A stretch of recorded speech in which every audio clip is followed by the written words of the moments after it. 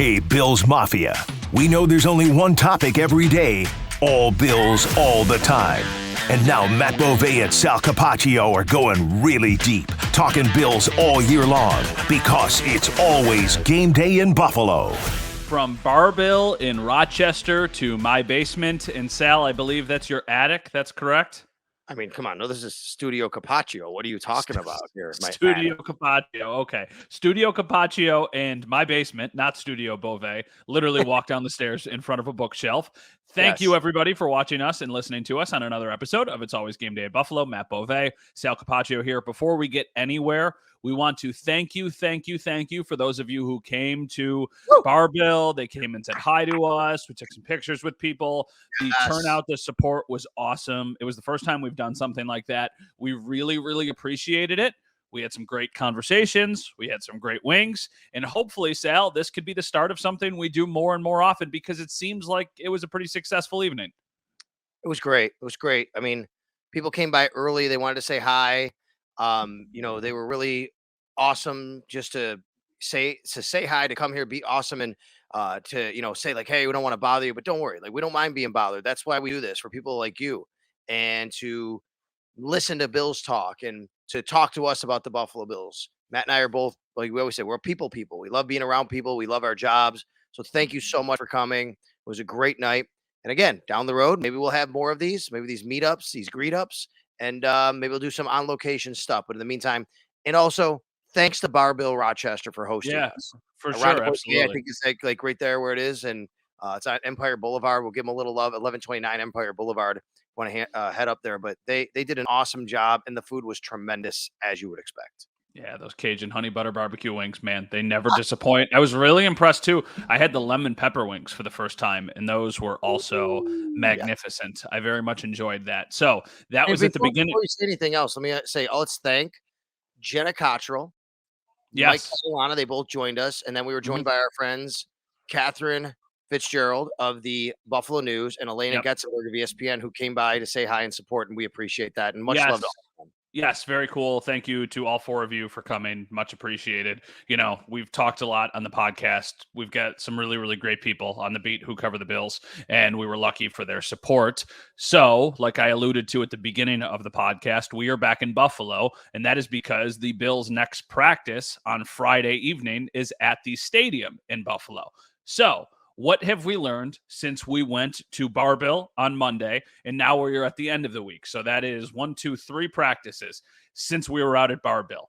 Sal, anything in particular stand out now that we are 7 days into training camp? We've got a full week of practice in the books, multiple days with pads on, 3 days with pads on. The time we're recording this, we're actually recording this during the Hall of Fame game. So football season is here. We've got football every week from now until mid-February, which is just magnificent. So I think we've learned a couple things, but they're really more confirmation of things we've already known. But we did get confirmation. Let's start with Dorian Williams is not going to factor into the middle linebacker spot. He is a will linebacker. Now, that doesn't mean it's off the table as he progresses in his NFL career or even later this season. Maybe something happens where the Bills say, we got to start putting him there. We got to get our best guys in the field. We love what he brings. Or, hey, he has enough now that he knowledge of the defense, or an injury, unfortunately. That could happen.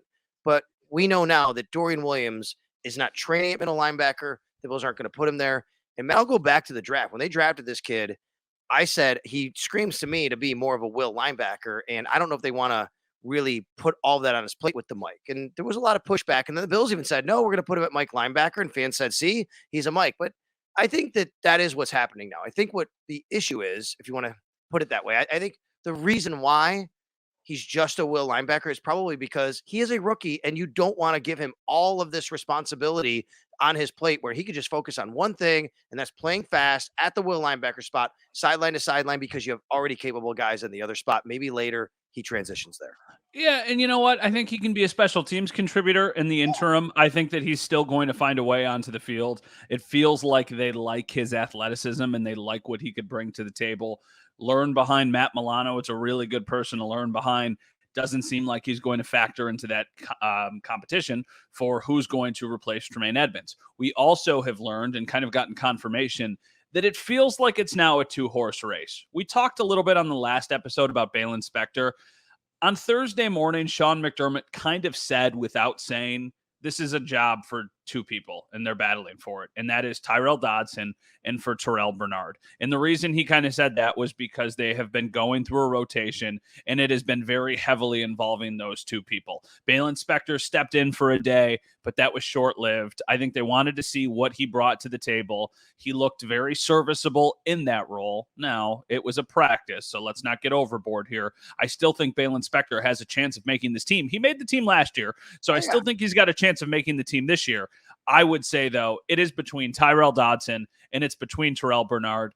I don't know if I would say one guy is ahead of the other guy. I think I would say, just for the sake of familiarity, Tyrel Dodson is probably the front runner at this point, just because he's been on the field more. They know what he can do. We talked about it with Jenna when she was on the last podcast at Barbill. It feels like there are a couple positions where you just need to be a little bit conservative.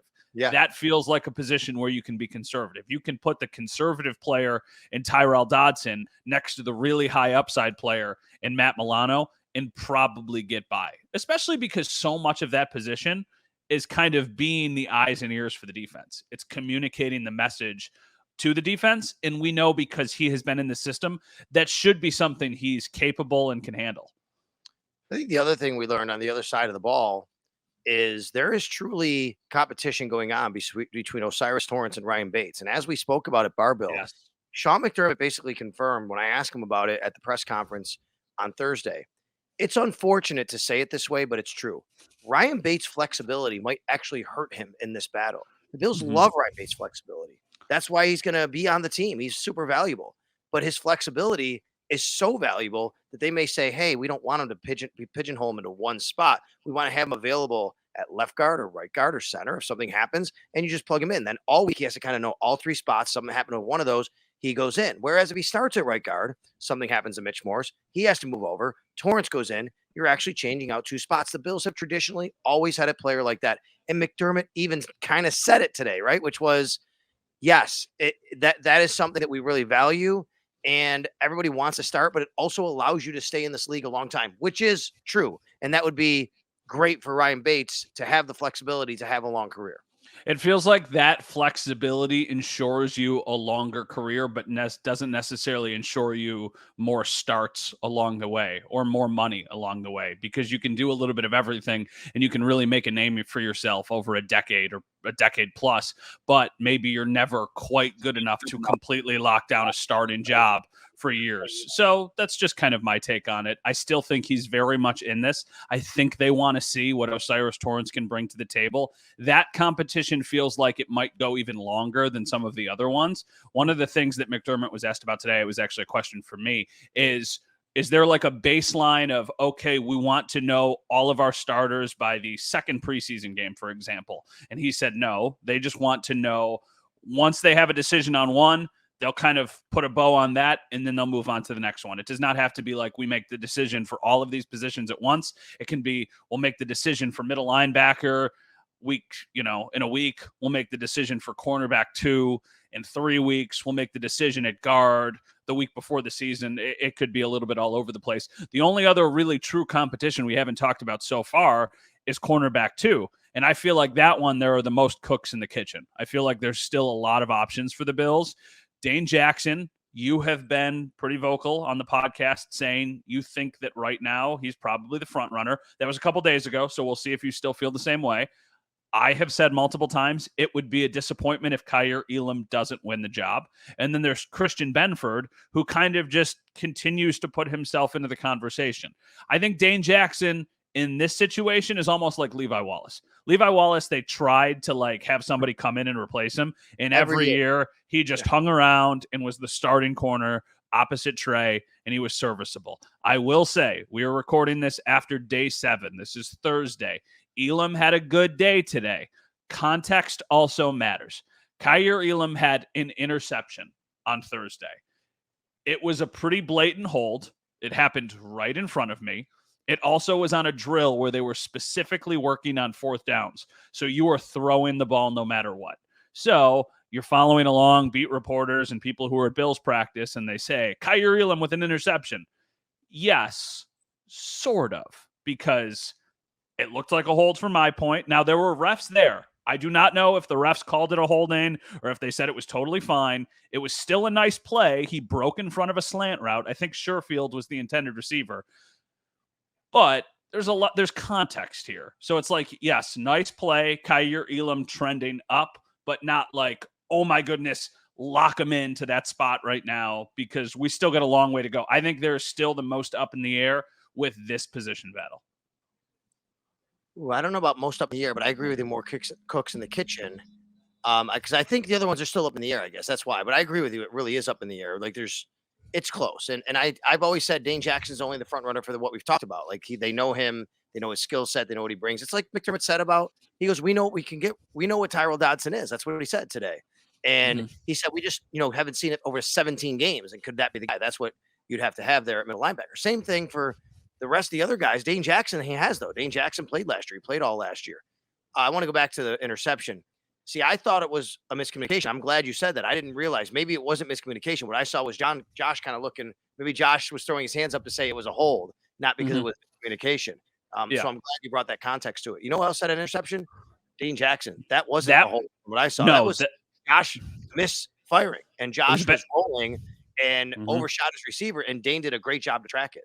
Yeah, Josh was rolling to his left along the sideline. He had a receiver not really open, but you could tell he was trying not to run for the first down. So he forced a really bad throw. That's not an excuse on him. It was a bad throw. If he did that in a game, it would have been a really bad decision. I almost wonder, though, if in a game that's one that he just tucks down, rolls himself, runs for the first down, and calls it a day. I think they're almost being overcautious of those situations after the little injury scare with the Charlie horse on the play that they ran where Josh was hit pretty hard on Monday. So, yeah, that was a really nice play by Dane Jackson, a really bad decision from Josh Allen on that interception. This has been kind of the story the entire training camp.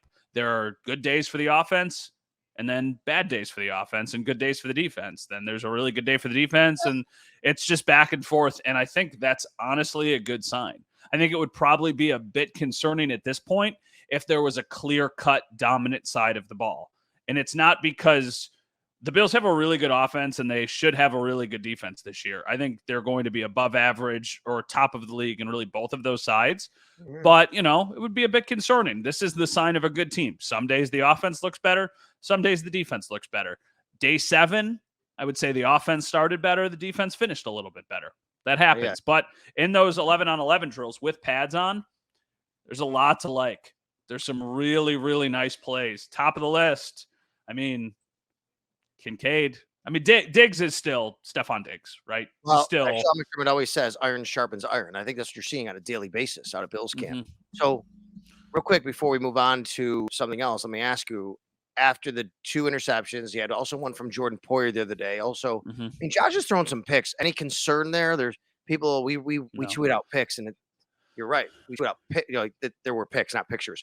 And we X out right now. I guess you have to say it's not Twitter anymore. But put it out there, and there's always the balance of, are you mad because the offense did something wrong and the defense did great? Are you mad because the defense did something wrong and the offense did great? Well, there's been some interceptions. But, man, I'll tell you, Jordan Poyer made a great play a couple practices ago. And then Dane Jackson and Josh overfired him. But any concern from some interceptions? Well, it's a buzzword, and it's Josh Allen. So you talk about the thing that he is most often criticized of, and it's the mistakes. And then when you see it happen in the setting, I think people tend to think, oh my gosh, the sky is falling, the sky is falling. Yep. It's going to further validate whatever you feel. If you think Josh Allen isn't very good and has a turnover problem, you're going to say, look, he can't even complete passes during training camp. He's throwing interceptions now.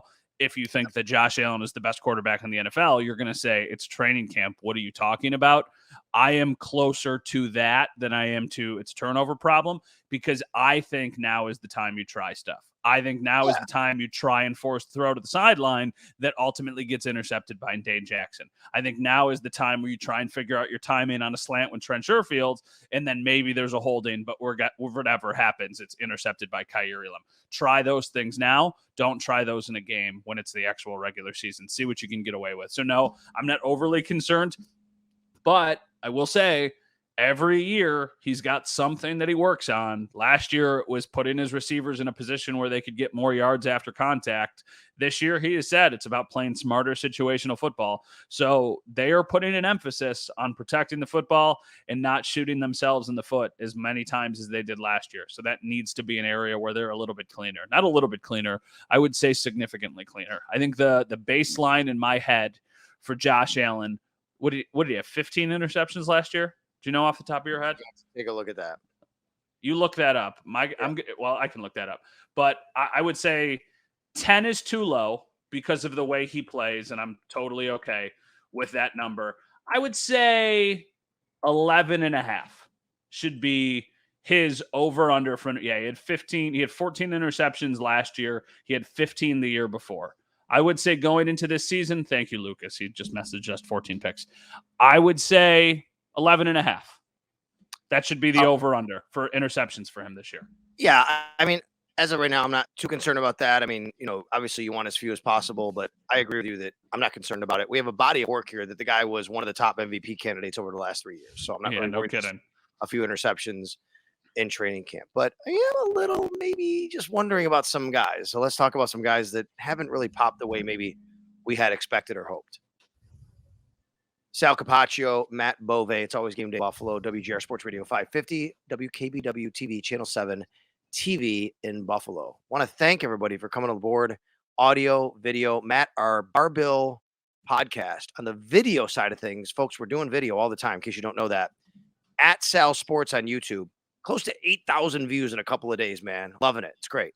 Yeah, for sure. I mean, the only downfall to the video is before we started doing this podcast, I had to go change into like a respectable t-shirt and not the t-shirt that I was wearing. So yeah, we just have to make ourselves, I don't want to say look good because that's not the case, but presentable in the terms for a podcast. I'm not, showing up here in a suit and tie or in a collared shirt or anything like that. But, I got to make sure the hair looks okay. And we've got that training camp tan right now. So we got that going. Yes. My wife was just telling me I have a training camp tan going on. You look great, buddy, by the way. Don't worry. You look absolutely fabulous. And I appreciate you. Thank you. We also want to remind everybody, if you have watched us a video and you're like, oh, I can download audio, of course, iTunes, Spotify, wherever you pod, we appreciate it. It's always Game Day in Buffalo. Okay. So some guys, let's put it this way. I think the best way to phrase this is let's talk about guys that maybe we'd like to see a little more from. Maybe we'd like to see a play where they catch our eye that we haven't seen that particular play or a day where we're like, okay, it doesn't mean they've done anything wrong or, oh my God, like go cut this guy. That's not what we're saying. Because there have been guys I've been thinking about and I'm like, okay, I'm just waiting for that to happen. And first on my list is Khalil Shakir. Now, I will tell you, I don't think Khalil Shakir is the, oh my God, eye-catching, super athlete, makes highlight reel plays. That's not it. But I do think in year two, a guy here who could have a significant role in the offense. I've been expecting maybe to have a few more plays here or there when I'm like, okay, I'm really seeing this. This is how it's going to work. I think he's a viable candidate and a fine candidate to be a punt returner on this team. I liked him a lot coming out. I liked him last year. Thought he should play more. I think he has good hands. He runs good routes. I think he's going to play in this league a while. I'm just waiting for the day where I go, okay, that's why I'm saying all these things.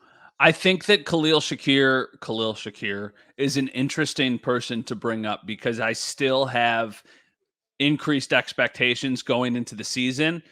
There just haven't been the flashes during camp that there were last year. Right. But you can look at that two ways because last year there were the flashes. And then I think as a body of work in total, it was probably less than people expected. Maybe this year there's a little bit less flashy of a training camp, but he's actually utilized more once the season gets going because he has some success early and that kind of builds some momentum. I think that's a very, very fair person to say. For me, this is somebody we talked about before we started the podcast.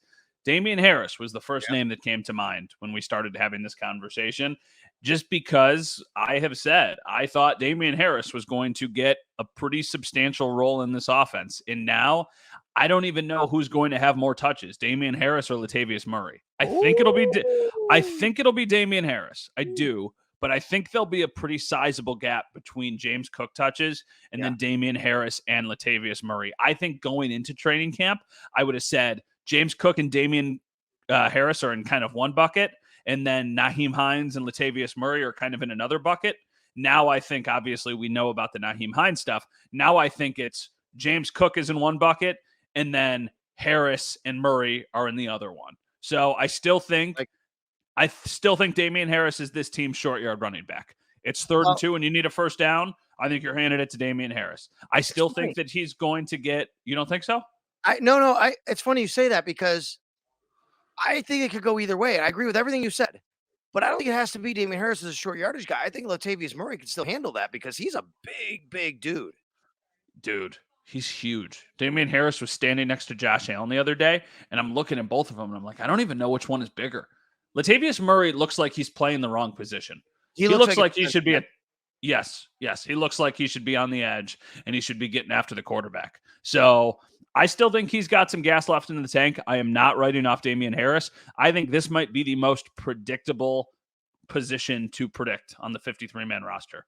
I think right now, well, besides quarterback probably, but I would say it's going to be James Cook, it's going to be Damian Harris, and it's going to be Latavius Murray. I think all three make the 53-man roster, especially after the Nyheim Hines injury. I think Damian Harris is going to have a role on special teams.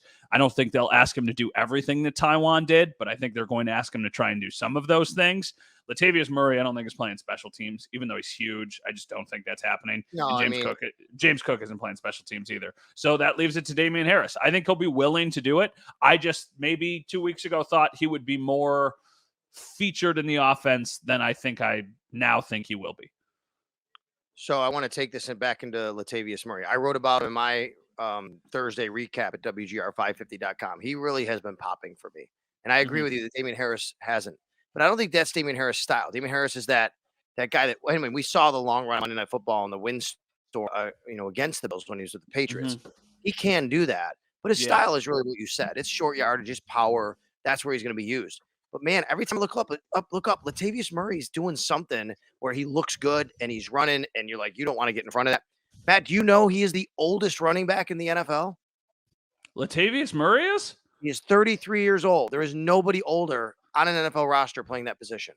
Good for him. That's impressive because from what we've seen, he doesn't look like he's, crawling around the field or anything. He looks like he's got some juice in the tank, and he looks pretty good. I love it. I mean, he inspires guys. He inspires guys like me at 50 to keep playing flag football. I mean, come on, he's 33, he's still running the NFL. No, I mean, it's the only other person who would be older was Mark Ingram, but he retired to go into broadcasting. How old was Frank Gore when he played for the? Oh my gosh, Frank Gore is 40. He is 40 right now. So when he played for the Bills, he was 36. That's bananas that guy was still chugging along at 36 years old, and he was still kind of effective. Yeah, Latavius Murray was effective. He played well last year. I liked it. I think Latavius Murray has juice. I think he looks young and energetic, and I love it. And I'm not predicting him to be taking more touches away from or being the number 2 running back, but I agree with you. I think that he's going to be a factor here, and you're going to have James Cook. Are we both on the same page now that James Cook, there's a wide separation? It's Cook's backfield, and then it's the other guys. Yeah, I think so too. You know what? Latavius Murray averaged a carry last year. I mean, he was in 2 spots. But maybe? Yeah, it was when he was in New Orleans, it was 5.2 yards a carry. And then when he was in Denver, it was 4.4 yards a carry. And Denver was not a small sample size. Like you say, it was 4.4 yards a carry. He had 160 attempts for 703 yards and 5 touchdowns. And that was on a team that kind of stunk. So you wonder, what could he do in an offense that has Josh Allen? Because, when he's on the field, people are thinking about Josh Allen. They're not thinking about Latavius Murray. So that was a really long-winded way of saying maybe had a little bit higher expectations for Damian Harris. Still think he makes the team. Still think he's a contributor. Still think he's going to be utilized in the offense. Just think it's going to be a little less than originally anticipated. Anybody else that you say, you'd like to see a little bit more from than what you've seen at camp so far? Boogie Basham is one that I think of, just because for Boogie Basham, that's a crowded room. There's a lot of options there. And Boogie Basham, to me, even though he has been out there with the top defense at times, I just haven't seen flash a ton. Admittedly, maybe I'm not paying as close attention to specifically the defensive ends. Usually at training camp, or field level, I am watching the line until it gets to Josh, and then I'm seeing where he's going with it. But Boogie Basham and Shaq Lawson, for that matter, just two players who haven't necessarily jumped off the page, while AJ Epinesa kind of has. AJ Epinesa feels like a guy who has made me notice him. You obviously notice Leonard Floyd and Greg Rousseau, right? By the way, Epinesa had a real nice batted down pass of Josh Allen passing the red zone work today. And it's interesting because AJ Epinesa has kind of done this the last few years. Like AJ Epinesa was a hot name last year at training camp and the year before that. And I think because he was a second round pick, the expectations are fairly high for him. AJ Epinesa had a totally fine year last year. Like for what he is as a rotational defensive end who's pretty good in the run game, there is a place for him in the NFL. I think that place continues to be here in Buffalo on a cost-controlled contract. I think he makes the team. I don't know if it's a slam dunk for Boogie Basham, though. We are talking right now as the NFL season has kicked off, at least the preseason. It's the Jets, it's the Browns. It is the Hall of Fame game. By the way, did you know the Jets and Browns also played in another famous game that was the first of something? Do you know what that is? It wasn't a Super Bowl. No, it wasn't the Super Bowl. Oh gosh. I love asking these questions to you young kids. The first of something that was not the Super Bowl, and it was Cleveland and New York. Was it like something with the AFL? No, it was Monday Night Football. First ever game. Browns Jets. When did Monday Night Football start? In the 80s? No, in the 70s. Like 72, 73. I have to look at this. And who were the original? That was Cosell and who? They started, like they were the announcers for Monday Night Football? I have to go back and look. I'm not positive on the original announcers. When I grew up, it was Frank Gifford, Howard Cosell, Dandy Don, Meredith, but I think they might have even had other people before that. It was so long ago, but I'm going to look right now. But do you have a favorite? I don't know if I've asked you this question before. Do you have a favorite music for one of the TV show? That might be it. Monday Night Football is still amazing.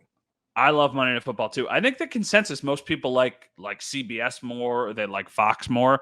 I love the Monday Night Football music, and I love the Sunday Night Football music. I don't know, something about just like hearing that music gets you a little bit more juiced up for a game, especially covering a game or going to a game. I know the Bills have been very good for the last couple of years, and I think there's prime time fatigue for some of the fan base, just because for years and years and years it was Sunday at 1:00, and then now they're in prime time 5-6 times a year, and people are like, man, what I wouldn't do for Sunday at 1:00. But there just is an extra juice when you hear that music and you're in the stadium or you're watching on TV. No doubt about it. Sorry, just a random tangent. No, do you think I get it? I like it a lot. Do you buy the Jets hype? Do you think the Jets are going to be as good as some people think? Because they just showed a graphic during this, and it was like the odds to win the AFC East, and a lot of people like the Jets. I know. I think the Jets are a little overhyped because there's just so much around them. Like, I think their odds are a little crazy to have that kind of a jump. But yeah, I do think they're going to be improved. I mean, if you tell me that Aaron Rodgers stays upright for 17 games, the offensive line has some questions. I mean, he can have a bounce back year. It's all about, I mean, his thumb injury was a big deal last year, but the guy that I think you could look at it two ways. Man, last year wasn't a great year. He's getting older. We've seen guys fall off a cliff at this age. Or say, oh my God, he was playing at an MVP level just the year before that. He won the MVP and he was hurt last year. So what are you going to do about that? Like now he's in New York and he's got great weapons. There's also a commercial on right now for the Olympics in Paris next year. I can't believe it's like when there's, Christmas decorations out and it's August and you're like, what is going on? I can't think about Paris 2024. I can't even think about the middle of August 2023. How about the Browns? Do you have any opinion on the Browns? I do. I think the Browns will be better than, they're a little undersold. Part of the issue is because they play in such a tough division. But man, Matt, they have talent, man. They have Nick Chubb, a very, very good offensive line, as we know. They have Amari Cooper and now Elijah Moore added into there. David Njoku at 10. And Deshaun Watson was spectacular last time he played a full season. Now, we don't know what the year and a half, he did play a half year last year, essentially. So he was off for a year and a half before that. You don't know what that's going to do. I would say a little suspect on their defense, but they're going to score points. How do you think the AFC North plays out? Go 1-4. Because that's the tricky thing, because I agree with you that I think the Browns are going to be a little bit better than maybe some people think, but I still think Are they the fourth best team in the division? Are they the third? I'm a little bit. I'm down on the Steelers more than most people probably. I know you are. You love Mike Tomlin. Like you've made it very clear. And rightfully so. Very, very successful. I think it's Bengals, Ravens, Browns, Steelers. All right. I think the Ravens might be a little overhyped. How about that? I mean, I'm a John Harbaugh fan. They have talent that, you know, Watkins going there being the offensive coordinator is going to help them a lot. 1-4 is tough, man.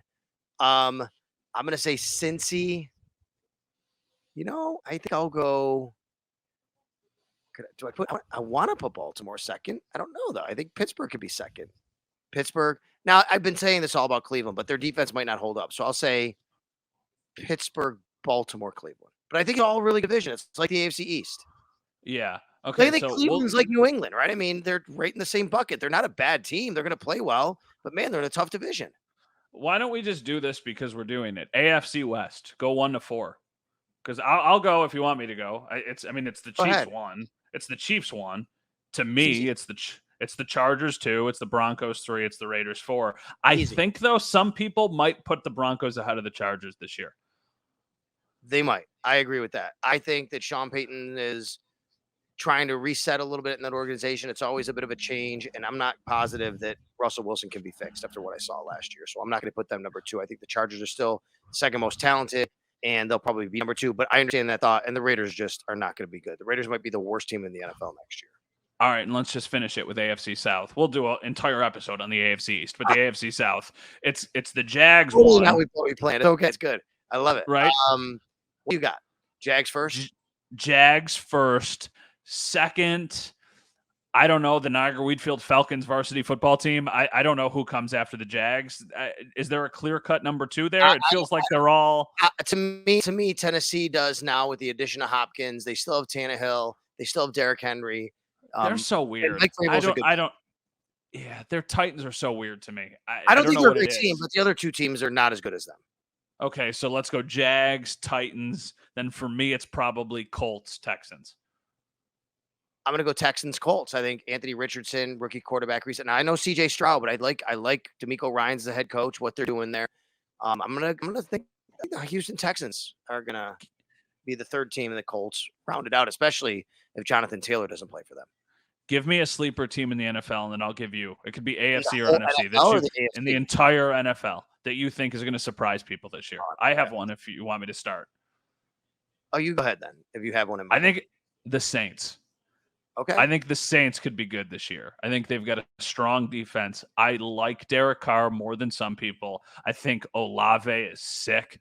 I think that, you add Jamal Williams and you've got this uncertainty with Kamara coming off of a really bad year, even if he is suspended for a while. I think you can bridge the gap with Jamal Williams. And then I saw on one of the morning shows, I think it was ESPN, maybe it was NFL Network, they showed a list. Actually, no, it was a clip of a radio host in New Orleans, and he was going through all of the quarterbacks that these Saints play this year. It is laughable. They don't play like any good quarterbacks. There's a handful of them. There's a couple. So you look at the matchups and you go, okay, is Derek Carr the better quarterback here? And it was like 12 of the weeks, Derek Carr was the better quarterback. So I think the Saints could be a team that, hits their over, makes the playoffs. And I don't want to say makes noise because I think that they're top out at you win a wild card game and then you lose. But I don't think there's a lot of buzz around the Saints in the NFL. All right, well, I'm just going to go back to the Steelers. I think the Steelers are better than people give them credit for. I think the Steelers will fight for a playoff spot this year and could very well do it. I'm not going to say they're going to contend for the AFC North, but you know how much I love Mike Tomlin. That's right. Mm-hmm. As I like to say, he rolls out of bed and wins 9 games. Now you have Kenny Pickett, who had a really good second half last year. You have some additions they made in the offseason. I'm going to go with the Steelers as a sleeper team. I just think it's tough in the AFC for anybody to be a sleeper. So that's the team I'm going with. All right, I got a question for you. I'm going to take questions from the listeners too. First of all, Matt, first Monday night game, I never answered your question. September 21st, 1970. I wasn't even born. 1970 was when they started Monday Night Football? Mm-hmm. They had TVs then? No, I'm just kidding. Yeah, it was crazy, right? And it shows you the trajectory of the NFL, also just the trajectory of sports and television and this behemoth that has become that. But when you watch now, I was thinking about this tonight. This is the Hall of Fame game. You have to be a real football sicko to watch the Hall of Fame game. And it's on in the background right now. I'm watching it. Will more people watch this than probably a lot of sporting events, regular season sporting events? Yes, the Hall of Fame, the Hall of Fame game will get a better number, a better rating than what? Every baseball game this year? Is that probably accurate? Every hockey game this year? Maybe, I guess. Yeah, I probably until the playoffs, not like playoff, not like the World Series or anything, right. but national baseball games, like right now, as the Hall of Fame game is going on, the Yankees and Astros are playing also on national TV on another network. Well, one's on NBC, one's on Fox. Which gets a better rating? Hall of Fame game, right? It's not even close. Right. I don't think. Do you know what? So this is a little TV stuff for you. The ratings for Bills games in Buffalo are astronomical. It is insane how many people are watching their TVs, or you're on the broadcast for the radio, listening to the radio. If you are home, you're in Buffalo, your TV is on and you're watching the Bills game. It's insane. It's not like that in every market. Basically, every TV in this area is turned on to a Bills game. And then when you consider there are people at the game, there are people watching with friends, there are people watching at restaurants or bars or parties, it is just nuts to know that when the Bills are on in Western New York, everything stops for those 3.5 hours. Well, let me get to my question I wanted to ask you. Speaking of Hall of Fame game, right now, look at the Bills roster. Who are you very confident in will eventually someday make it to the Pro Football Hall of Fame? Von Miller 100% is a lock. Yeah. He could retire tomorrow and be a Hall of Famer. That's right. Nobody else could retire tomorrow and be a Hall of Famer on this team. No. Okay. Who think going to make it? You are confident. I think at his current trajectory, Josh Allen is a Hall of Famer. Agreed. I think Josh needs to do, if he wins a Super Bowl and stays in this even if he doesn't win a Super Bowl and he stays at this trajectory, he's a Hall of Fame player. If he does, I think that solidifies it as okay, if you're not a first ballot, maybe you're a second ballot Hall of Famer. All right, let me rephrase a question for you. Let's make this a little bit more, open this up a little bit. If the Bills win the Super Bowl this year, then give me these guys, because I think that does change. That gives you the bling, gives you the ring, and it gives you more cachet. Let's pretend the Bills win the Super Bowl. Who on this roster eventually is a Hall of Fame player when their career is over? Von Miller, Josh Allen, Stephon Diggs. Agreed. Can I give you one that you want to debate? You ready to talk about? I think I know what you're going to say. I was going to say Matt Milano. I was going to say. Could he be? Zach Thomas just got in. If they win a Super Bowl, he's already got an All-Pro under his belt. I think the thing about Matt Milano, and it doesn't really matter, but maybe it does more than I'm giving it credit for. Matt Milano, I don't think has a ton of name recognition. I don't think Matt Milano has tons of people outside of Buffalo and really hardcore football fans who are like, ooh, Matt Milano. I don't think there really is a ton of buzz around linebackers in general right now. He got it last year, but it's taken 6 years. Who is the most recognizable linebacker in the entire NFL? Well, if you're just off-ball linebacker, not edge rusher. Yeah, like an off-ball linebacker, not an edge rusher. Is it probably Fred Warner? I was gonna say, is it Bobby Wagner still? Maybe, yeah, recognizable. Sure. Him, Roquan Smith. Yeah, I don't know. Linebacker's a weird one to me. But to circle back, I think you have. I would say this. Think about it this way: if Matt Milano plays out this contract in a Buffalo Bills uniform, where he has 4 more years now, he would have played 10 years, at least make one All-Pro. That's legacy stuff. That's easily Wall of Fame, if not more, depending on what type of seasons the team has. Yes. The other person that came to mind was Trey. Right. Me too. Because he'd have to have a really great if Tre'Davious White becomes an All-Pro again after the injury this year, 28 years old, which is what he is, he might be on that trajectory. Yeah, it's I feel like there's 3 and then there's the conversation for everybody else. If they win a Super Bowl in Buffalo, Von Miller is already in. Josh, I think, is in regardless of if they win one or if they don't, if he stays on this trajectory. Because I don't think he could have – I know the Cam Newton comparison has been thrown around. I don't necessarily think that's fair. Cam Newton kind of hit a wall and then fell off pretty quick. If that is avoided from Josh Allen, then I think he's a Hall of Famer. In Diggs, you look at Stephon Diggs' numbers, he's really impressive. Like, this is going to be a conversation with him in like 2 more years. Is LaShawn McCoy a Hall of Famer? Because I was thinking about, it's close. Yeah. I think he just misses. He does have 2 Super Bowl rings, but he didn't play really in the Super Bowls. But I think he just misses.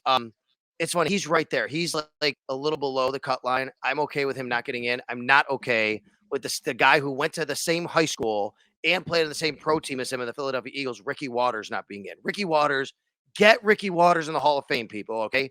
He deserves to be in. So the next Bill that will get into the Hall of Fame is Von. Right? Well, hold on. Frank Gore. Unless Steve Tasker gets in through the senior committee, which he's now eligible. That happened. Yeah, I think Frank Gore gets in, and I think he probably gets in before Von because Von is going to play a couple more years. Von's 7 years away from being eligible, basically. Yeah. So is Frank Gore a Hall of Famer? Yeah. Okay, this is a good debate. I've had it on the radio with Jeremy White and other people. I'm not saying he says different. I know he's a compiler. I get it. He also played running back in the NFL at the highest of left. Was really, really good for the longest time. That's Hall of Fame to me. How do you leave out like the 3rd or 4th leading rusher all time? I don't care how many years he played. I know, but I think LaShawn McCoy is better than Frank Gore. Hall of Fame is about numbers, man. Yeah, I know. LaShawn's got the number.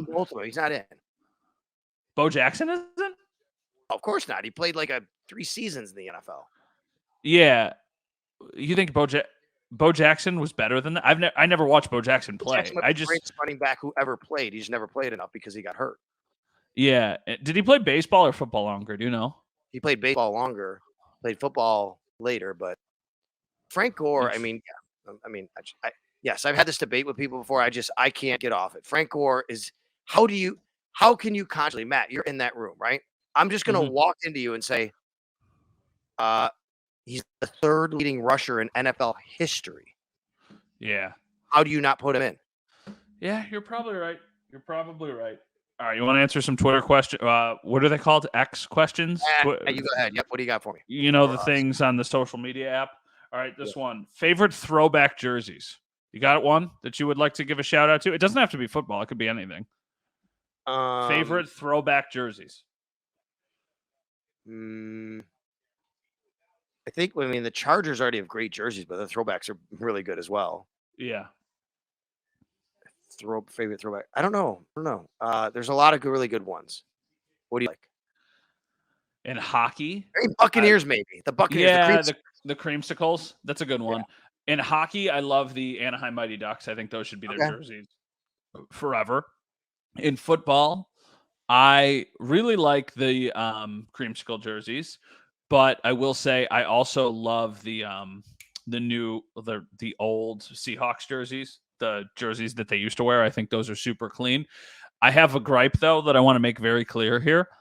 You should not get to wear the jersey of a team if it moved in the you know what I mean? Like the Tennessee Titans should never be allowed to wear the Houston Oilers jerseys. So the Carolina Hurricanes never be allowed to wear no, absolutely not. That is a slap in the face of those fan bases. I 100% agree with you, except my colleague Bulldog made me rethink this because he brought up one example, and I'm like, oh yeah. Do you really get mad if the LA Clippers wear the Buffalo Braves uniforms? Maybe there's a statute of limitations. See? Right? Yeah, that's a good point. I never really thought about it that way. But that was like forever ago. Didn't the Braves leave in the 70s? 70s, yeah. That was a long time ago. I mean, it was a long time ago that the Oilers left for Tennessee. It was the early 90s. That's 30 years ago. Yeah, I don't know. It's a fair point. Hey, it's a fair point. I love it. It's a good question. It's a fair point. All right, thank you, Bulldog. Okay, this is just an interesting question. This is from Jay. How worried should we be about right tackle? Because I think if you go down the line, I think you know it's going to be Dion. You know it's going to be Connor McGovern. You know it's going to be Mitch Morse. Then we have the question of like, okay, is it Osiris Torrance or Ryan Bates? There's really not anybody competing with Spencer Brown, but it also feels like that might be the least steady spot on the offensive line. It's a good point. And by the way, Spencer Brown did leave the field a little bit earlier than everybody. He didn't miss practice time. At the end of practice, looked like he was having trouble bending over a bit, and he walked off the field with trainers as the rest of the team was stretching. So I do wonder what happens there. I don't know. Should be worried. Let's see how this plays out for the next few weeks in preseason. I think we can give you a much better handle on it then. But if he's healthy, is his starting job safe? Yes. Who's beating him out? Like you just said, who's beating him out? I don't know. I don't know. No. The guy that would beat him out probably is Brandon Shell. Yes, because he started 12 games for the Dolphins last year. Yeah, so that's probably the guy that you would put there. But I don't think they're going to do that. No. Okay, so we've actually inadvertently answered a couple of these questions. Like Scott said, we always hear about who's doing good at camp. What about some guys who need to make a little bit of a progress? Middle of the offensive line, has it looked better than last year? That's from Phil.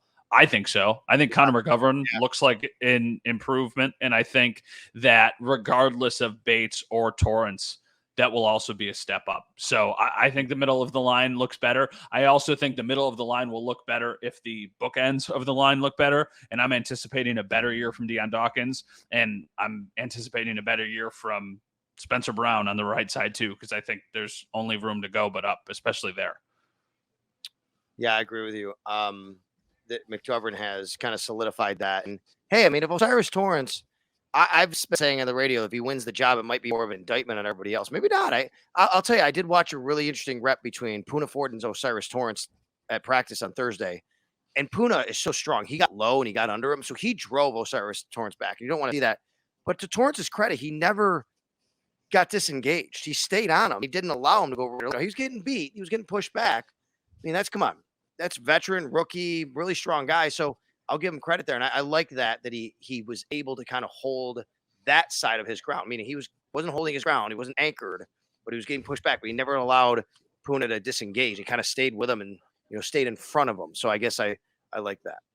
This one's from Chris, who actually came to the meetup at Barbill. We got a picture with him, but he just said, based on the depth of the roster, any trade candidates that you can think of as they get closer to cut down day.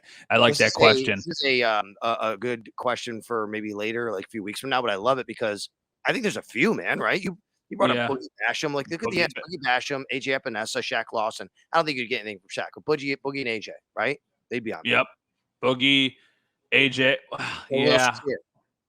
Could you get anything for I think Cam Lewis makes the team now. So then that makes you wonder in the secondary. Why do you say that?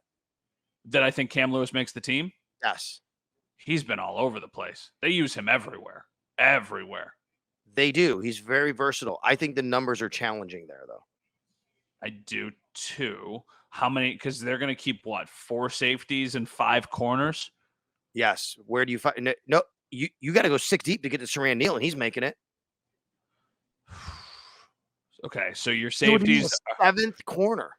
Your safeties are yes, but what if you think of him more as like Taiwan's replacement than you think of him as like strictly a DB?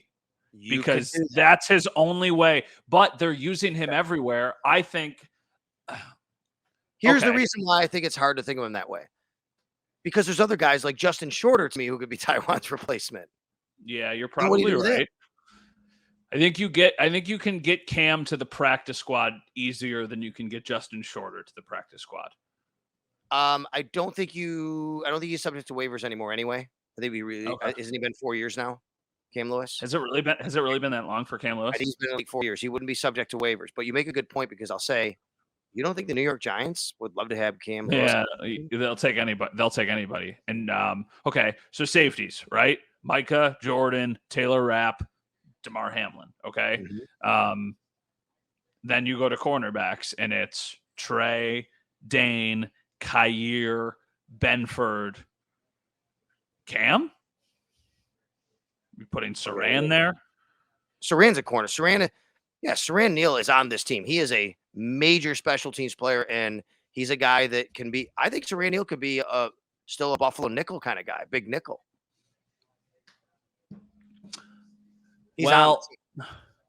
If you count all the people we just said, Cam Lewis and Taron Johnson, that's 11 defensive backs. Let me correct myself. He would be subject to waivers. My fault.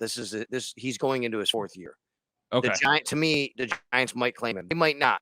So you could get him out of the practice squad. I also want to say, I'm not predicting he doesn't make it. I think he's literally like right there at the cut line, and you're going to make the decision on numbers, which is what everything you're saying about special teams is. That's when that comes into play. Okay. So yeah, there's a lot of trade options. I think the top one would be Boogie Basham. And then after that, I think it's probably Shaq Lawson. If there would be somebody out there willing to give you something for Shaq Lawson. And then it's probably an offensive lineman. It's probably one of those depth offensive, I don't know, like a Tommy Doyle or Shakir on that list before that. No, I wouldn't. I don't think they're ready to cut bait.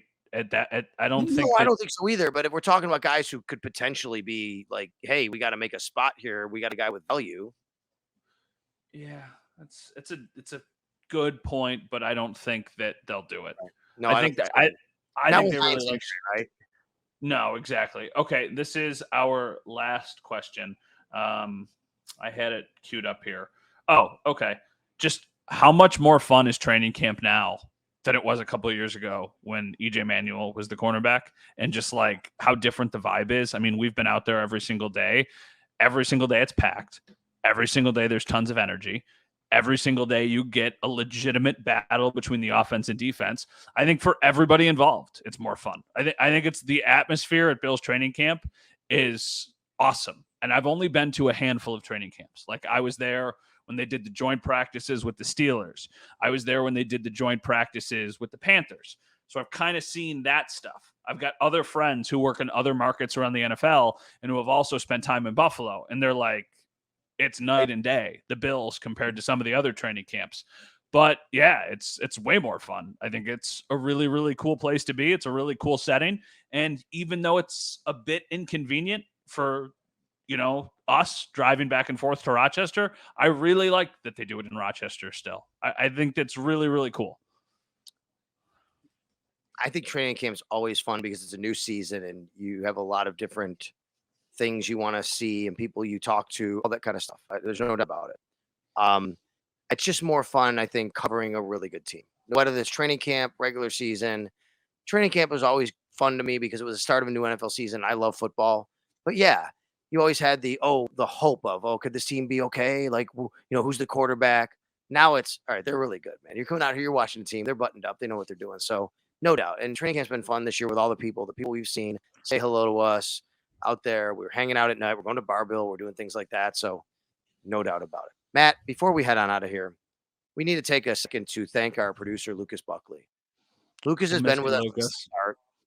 Over a year we've been doing this show. We appreciate everybody who's come aboard. And I think when you listen, when you watch, you probably don't know all of the things that go in behind the scenes to make it happen. The graphics you see, the breaks that you hear, coordinating a time, setting it up, making sure that we look good or sound good, hopefully. That's our guy, Lucas Buckley. Today is this episode is his final show fully producing for us. Who knows, maybe down the road, we'll see him again. And we, because he's going to be hanging around. He's an Odyssey employee, but I want to bring him in and I'll let you talk about Lucas. I want Lucas to come in to tell everybody what he's doing because it's a great thing and we're really proud of him. But go ahead, Matt. No, Lucas, I just thank you for everything that you've done and for how easy you have made it for Sal and I. because I don't necessarily know if you realize that, but we greatly appreciate it. And we hate that you're leaving, but we're also really, really happy for you because we know this new opportunity is exciting for you. It's a good step in your career. So you will do great. Although I'm a little mad at you because I joked before we started the podcast if you would emergency fill in for us if we never needed you to. And you reluctantly said yes. It should have been a very energetic. Listen, I will. I'm sorry I can't look nicer. I don't follow your guys' guidelines of preparing to be on here before coming on. Okay, no, that's okay. We wanted to give you some love. Tell everybody where they can still find you and tell everybody what you're doing. Well, so I'm going to be doing anchoring news at WBEN 9 to 11 o'clock every half hour, so 9:30, etc. So I'll be doing that and then just helping out during the morning news program in the newsroom, writing articles and whatnot too, contributing there, just summarizing interviews and stuff. And can I plug my Twitter? You absolutely. I was actually gonna say Lucas also does some Sabres out too. Lucas also does some Sabre stuff that is really, really cool. Yeah, as you can see my little poster back there, right? I have my little flags, my little simulating the raffles, right? The arena. Max has the same thing. Those banners hanging up. It's great. They're so cool. The Charging Buffalo, they do a lot of really good stuff for the Sabres. I'm a hockey nut. I know mostly now I cover football, but I watch every Sabres game every single year just because I'm a hockey lunatic. And a lot of times I follow along with their coverage, especially of like draft prospects and free agency news and all that kind of stuff. So they do good work, and Lucas is involved in that. That's cool too. Thank you. Yeah. I'm on Twitter, LVKETCB, because Luke TCB with the U was taken. So I took the V and said that. We'll make sure we tweet it out for everybody or exit out. I guess you have to say these let me ask you this one question, Lucas. You are a big wrestling guy. Yes. Who is your favorite wrestler of all time? Of all time? CM Punk. Okay. Yeah. Very cool. Yeah. Sal, you know who CM Punk is? I know who he is. I used to watch wrestling. I don't anymore. When I was a kid, my favorite wrestler was Jimmy Superfly Snuka. Okay. Yeah. Classic. Classic there. I don't really have one. I wish I had one. I don't know. Before you watched a little bit. When I was a teenager. I still watch I watch the big. I'm not, I guess, into it enough to watch AEW. So I know that that's like the hardcore wrestling show. Yeah. So that's my scene. I'll still watch probably like the big the big WWE events. I'll still watch WrestleMania, Royal Rumble, SummerSlam. That's pretty much it. Those actually Money in the Bank too. Those four. Those would be the four that I watch. I don't have oh my gosh, this guy's the best, or I don't have anybody like that. But I still casually watch. But you can follow Lucas for news, hockey, wrestling. Primarily wrestling. Who knows what else, right? I know. Yeah. Lucas, thank you so much. We really appreciate you. Thank you, Lucas. Love you. Thank you, guys. Yeah, you got that. That's Lucas Buckley. We'll make sure we tweet out when we put this episode up. And that episode's going to be on iTunes, Spotify, wherever you pod. Also at Sal Sports on YouTube. Matt, have a great weekend and enjoy the Red and the Blue. Return of the Red and Blue Friday night. Hope to see a lot of people out there as well. Some listeners to say hi. I think we will. I got to figure out how early we're going to try and get to the stadium because I know there's going to be tens of thousands of people there. So I don't think it's game day traffic, but I also don't think it's like driving there on a Wednesday morning for practice traffic. So I got to give ourselves a little bit extra time. All right. For Matt, I'm Sal. For Lucas, I'm Sal. Thanks for watching. Thanks for listening. Subscribe to the podcast on audio and on video. It's always game day in Buffalo.